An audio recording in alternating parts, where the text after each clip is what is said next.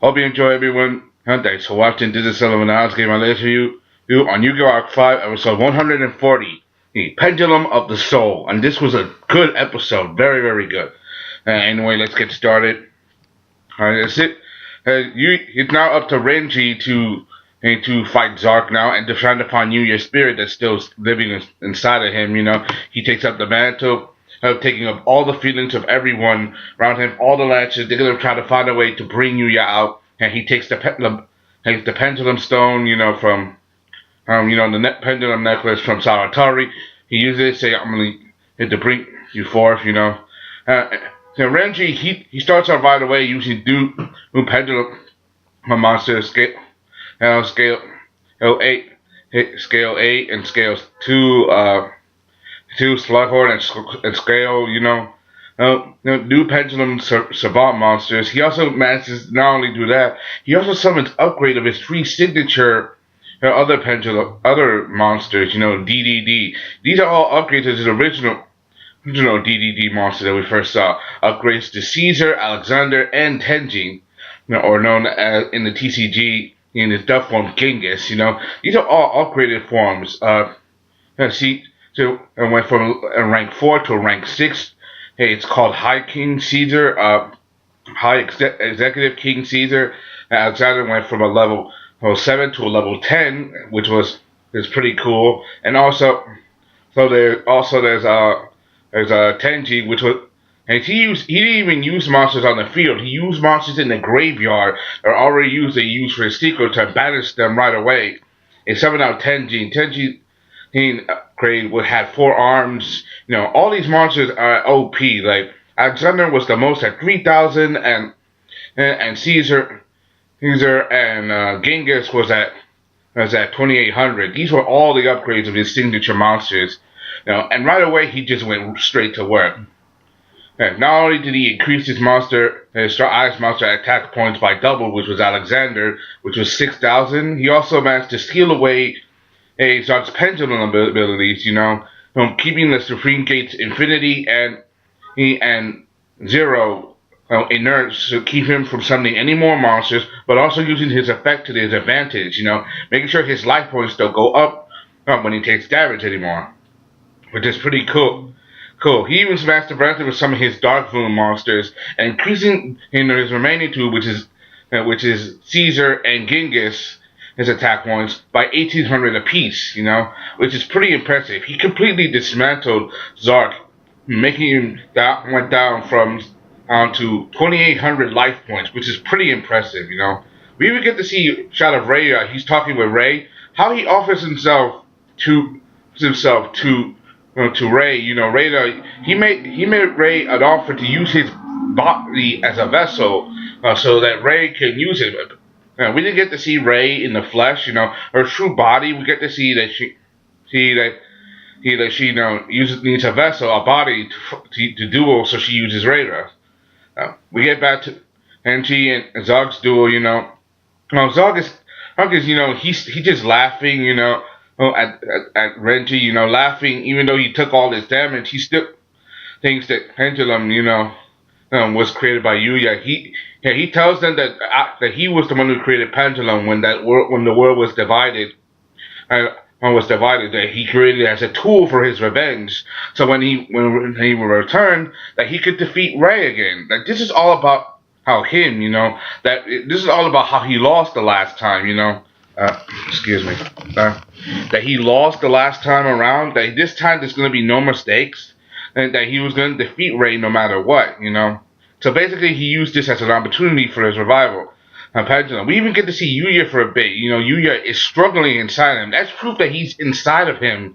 He's just struggling, dealing with all the pain and all the suffering, because Zarc, is suppressing his existence. But he's still inside there somewhere.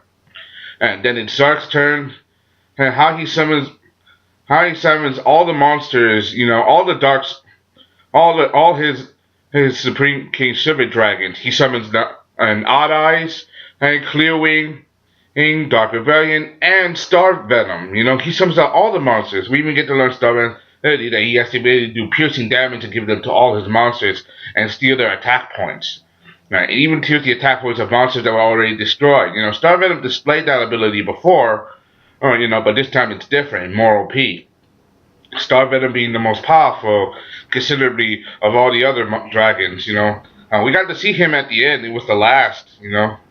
And the way he destroyed Renji's monster, he weeded him down to just a mere 200 life points. Uh, he just weeded him out. Showing that he has a huge counteroffensive. He dismantled all of Renji's monsters. Even though Renji had a counteroffensive, like when you destroyed his main monsters, he takes his monsters from his Pendulum, puts them in defense position so he wouldn't take damage. However, with his piercing effect, he has the ability to do damage in the defense position and still hits him with some critical damage to his life points. Zarc, he's not holding back. He's just doing this damage now because Renji is by far the strongest opponent he's ever faced. Besides Jack and the others, they gave it their all, but this time, he's going all out. He summoned his upgraded monsters, and Zarc is not having it. He crushes him right away, and just as right away when he's about to be destroyed, Reira comes in, he steps in, he gets the intrusion penalty, and he saved at the last minute. His life points are gone, but he saved at the last minute. Tsukikage comes back. We got to see a glimpse of him. He came back, heck, he revived earlier and help Reira to get to the battlefield. Says that your opponent is me. Now, and by me I mean Ray, basically. And when he took his hat off, he has long flowing hair, and Reira was actually a girl. I did not know that. Yeah, like Reira was actually a girl. He always dressed like a boy. I never noticed. That was one of the biggest mysteries. You thought Reira was actually a boy, but it's actually a girl. She had long flowing hair, and she set this up. As long as you revive and return to destroy the world, I will return as well to protect the world. And he uses the cards. He uses the cards. He does a spell card which guards his whole hand and brings out the end card, the same end cards that Leo developed, and these cards are based on the basic elements of the universe, like end flower is energy of the earth, which is for odd eyes. End wind hand is for the energy of the wind, which is basically for synchros. There's end moon, basically a dramatic energy, which is basically for synchros, and there's also end universe.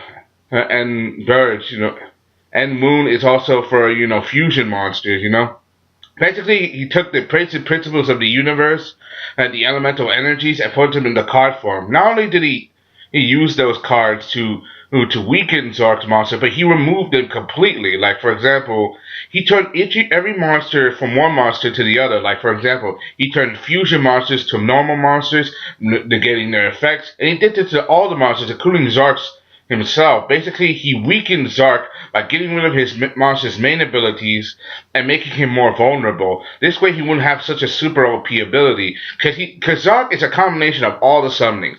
Synchro, Fusion, Xyz, Pendulum. So he removed all the monster's characteristics so he wouldn't be so invincible and be more vulnerable to destroy, And he did this one by one for each of the dragons, eventually Zarc himself, the dragon is destroyed, and he takes 600 points of damage, his life points low, and he's finally gone. It looks like the effects are starting to get to him, like his face is crumbling away, it looks like Yuya is starting to break through to the darkness, like everybody's, we see everybody's cheering on. We get to see Shuzo, Yuzu's fathers, the children, and putting all their hopes into Renji that they want Yuya back. We get to see Alan and Sayaka.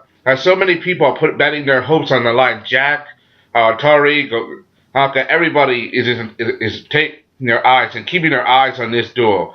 And Yuya, and he throws the stone, the pendulum necklace into Zarc, we get to see Yuya, he sees his father out he brings the Smile World card together, the one that was ripped.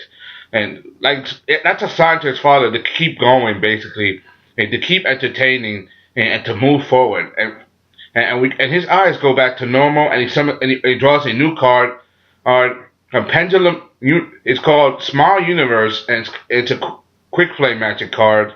And he uses it. He summons back all the monsters on the field again, and he gives like 6,500 life points to Reira. Well, in this case, Ray, and she uses the end flower effect again, and destroys the monsters and putting his life points back to 0.